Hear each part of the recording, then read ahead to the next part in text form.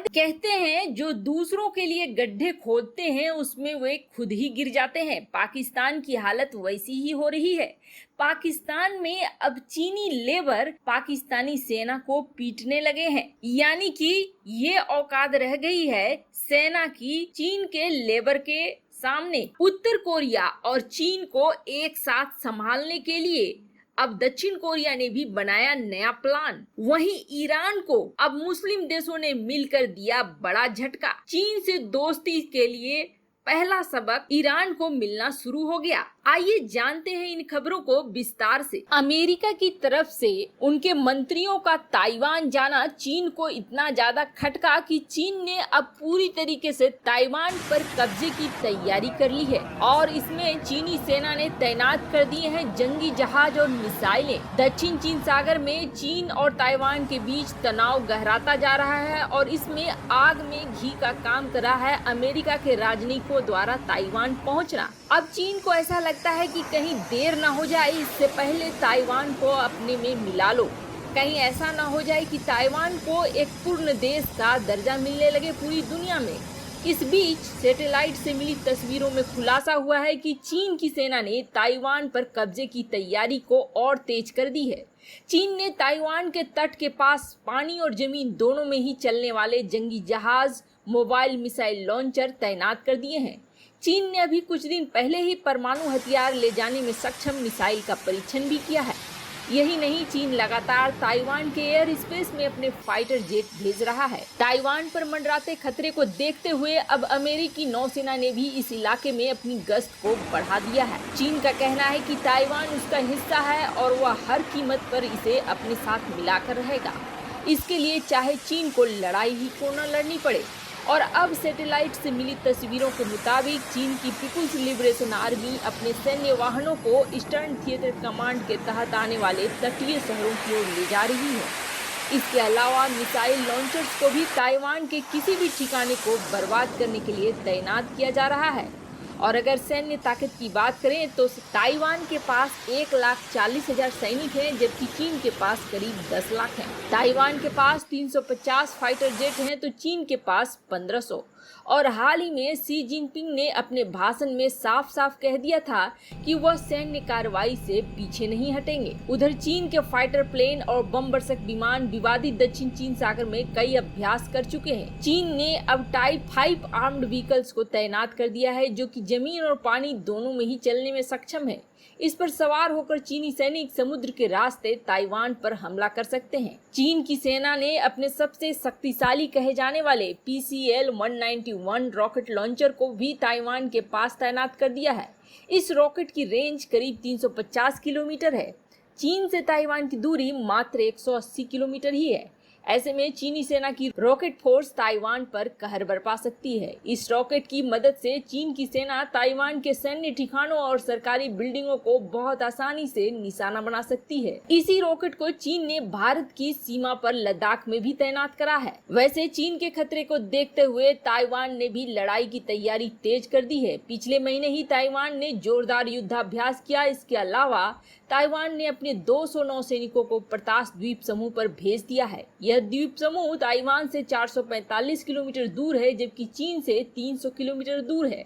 ऐसा माना जा रहा है कि चीन इस द्वीप पर कब्जे का प्रयास कर रहा है और चीन की बढ़ते खतरे को देखते हुए अमेरिका ने भी दक्षिण चीन सागर में अपनी गश्त बढ़ा दी है।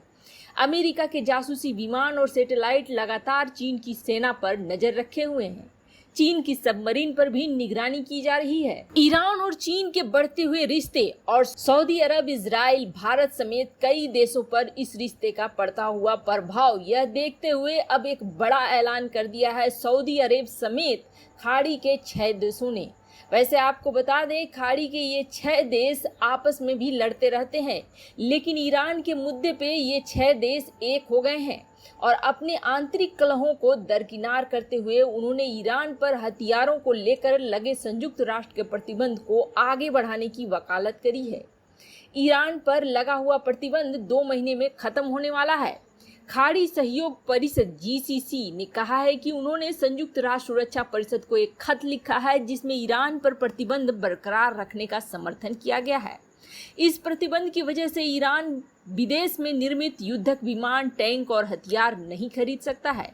खाड़ी सहयोग परिषद में Bahrain, Kuwait, Oman, Qatar, Saudi Arab और संयुक्त अरब अमीरात शामिल हैं। परिषद का आरोप है कि ईरान ने पड़ोसी देशों में सीधे या संगठनों और गतिविधियों के माध्यम से हथियारों के जरिए दखल देना बंद नहीं किया है। उनका कहना है कि ऐसे संगठन ईरान की ओर से ट्रेंड किए जाते हैं। हालांकि ईरान इन चीजों से इनकार करता है। जीसीसी का कहना है कि जब तक ईरान इस क्षेत्र को अस्थिर करने वाली गतिविधियों और आतंकवादी और विभाजनकारी संगठनों को हथियार देने का धंधा नहीं छोड़ता है, तब तक उस पर प्रतिबंध हटाना अनुचित होगा। ईरान के सरकारी टीवी चैनल की रिपोर्ट के मुताबिक ईरान के विदेश मंत्रालय के प्रवक्ता अब्बास मूसावी ने जीसीसी के इस खत की निंदा करी है और इसे गैर जिम्मेदाराना बताया है। मूसावी ने खाड़ी अरब देशों की आलोचना करते हुए कहा है कि ये देश दुनिया भर में और इस क्षेत्र में सबसे ज्यादा हथियारों को खरीदने वाले हैं।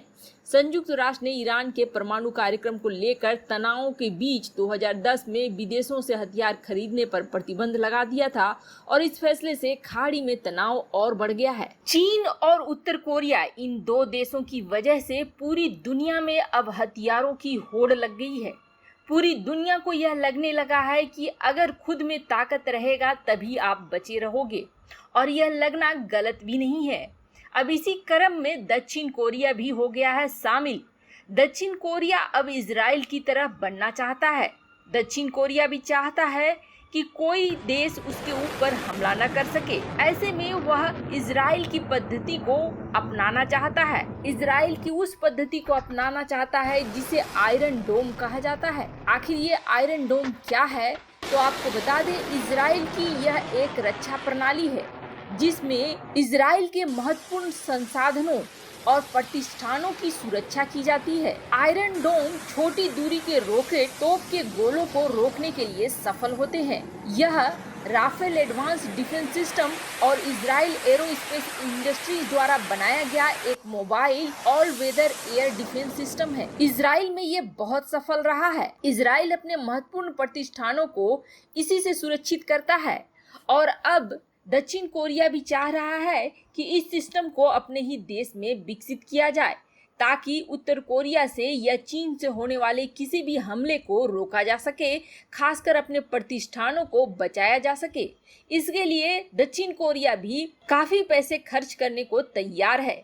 अपने रक्षा कार्यक्रम में $253 बिलियन खर्च करने की बजट में है दक्षिण कोरिया, और जिसको अगले 5 सालों में 6% की सालाना वृद्धि दर से बढ़ाने के लिए भी तैयार है। अब इससे आप सोच सकते हैं कि किस तरह से हथियारों की होड़ लग गई है। यहाँ तक कि दक्षिण कोरिया ने अपने तैयारी में देश के F-4 और F-5 विमानों के पुराने बेड़े को बदलने के लिए भी 2026 तक का समय निश्चित कर लिया है। हालांकि इसमें से बहुत सारे हथियार कलपुर्जे ऐसे हैं जो दक्षिण कोरिया अपने ही देश में बनाएगा। यहाँ तक कि सरकार की नई पनडुब्बियों पर पनडुब्बी से लॉन्च की जाने वाली बैलिस्टिक मिसाइलों को लोड करने की भी योजना है। इन सबों को देखते हुए ऐसा ही लग रहा है कि दक्षिण कोरिया भी अब पूरी तरीके से तैयार हो रहा है उत्तर कोरिया और चीन का सामना करने के लिए।